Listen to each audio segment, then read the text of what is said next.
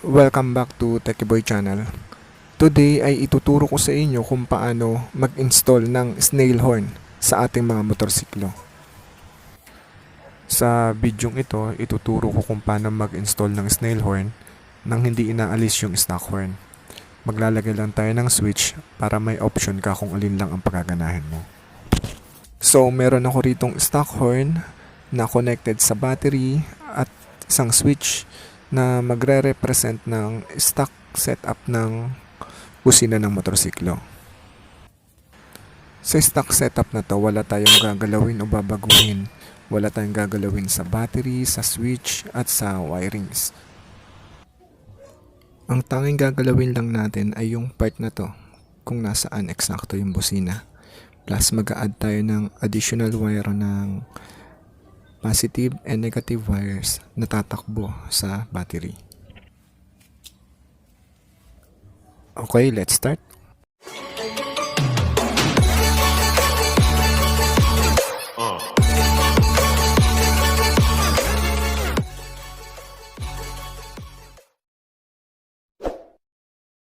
Ito yung snail horn na ikakabit natin, guys. Design siya sa both cars and motorcycle. 110 decibels and 12 volts. 1 pair na rin to. Meron siyang low tone at high tone yung isa.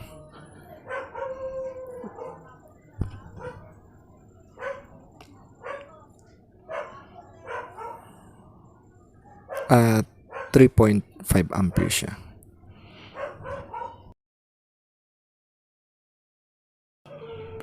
And it comes with free wires and bracket. Sa description ko na lang ilalagay kung magkano ko to nabili. Hindi ko na maalala pero alam ko binili ko to ng wholesale price.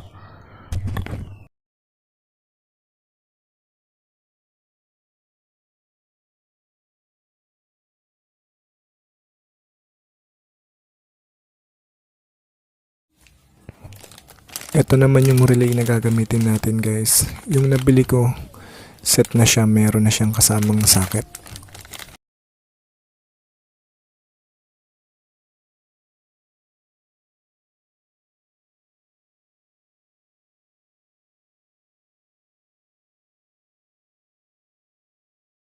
Ayan, number coded siya. Pero ang maganda sa relay na tong nabili ko ay yung socket niya may color coding. Mas mabilis hanapin kung alin dito yung trigger, alin yung power source at saka yung load. Yung dilaw na yan, yung dalawa na yan, yan yung para sa trigger, negative and positive. 85 and 86 yung code niya. Itong dalawang blue sa load, number 30. At itong pula, ito yung direkta sa battery, number 87.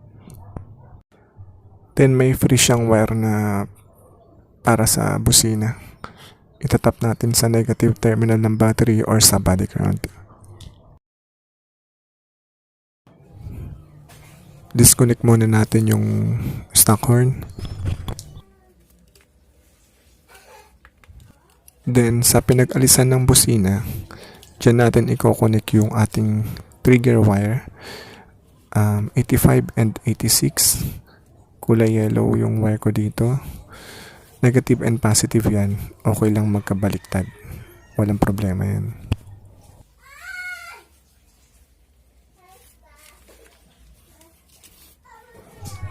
Dito pa lang mache-check mo na kung tama yung gawa mo. Pagka prenes mo yung busina, yung switch ng busina, nagkiklik na yung relay. Then, yung sa akin may ilaw kasi kaya iilaw dapat yan pagka nag-press ako ng switch na yan. Then, kabit na rin natin yung para sa load, number 87. Kulay blue yung wire ko dito. Tatap natin yan sa kahit alin sa dalawang terminal ng busina. Tapos yung isang terminal ng busina nyo, itatap natin yan sa body ground. Or pwede kayong magpatakbo direkta sa negative terminal ng baterya.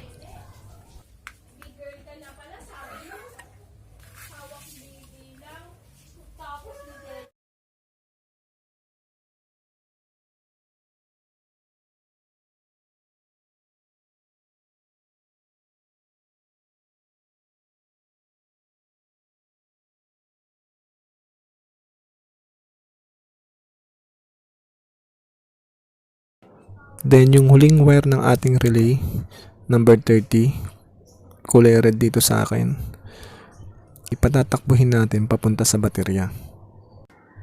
Pero hindi natin itatap ng direkta. Gagamit tayo ng fuse. Magka problema man eventually sa businang in-install natin, magka short circuit man, yung fuse ang magkakat ng kuryente.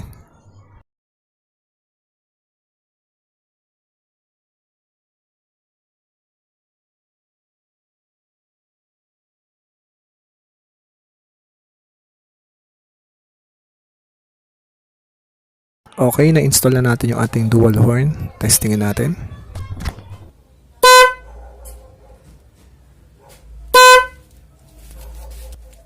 So, ito yung procedure kung gusto mong palitan yung iyong stock horn ng dual horn na mas malakas.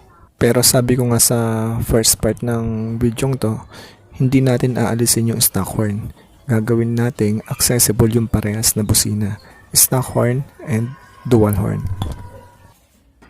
So, ibalik natin si stock horn sa kanyang original na pwesto.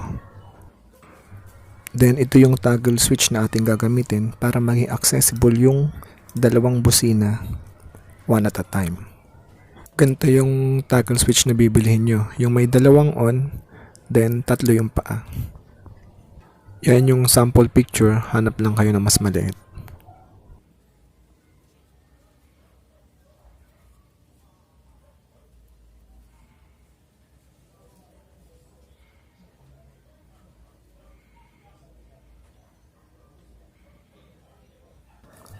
Ayan, binalik ko muna yung stock horn sa kanyang original position para hindi kayo malito.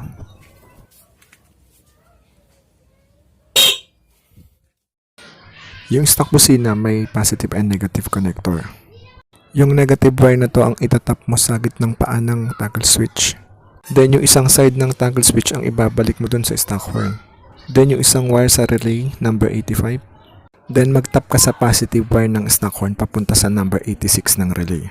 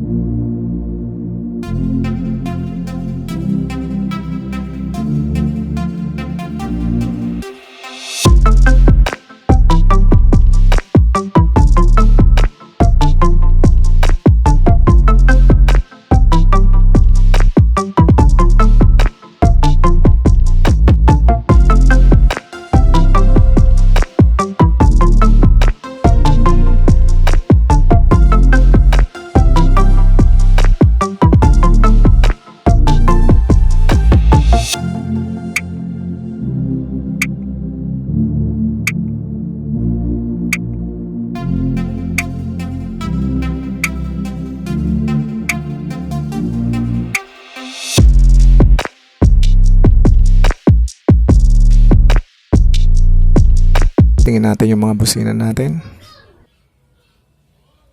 Switch tayo sa stock horn, dual horn, then stock horn ulit, dual horn naman, stock horn ulit, dual horn. Okay, gumagana.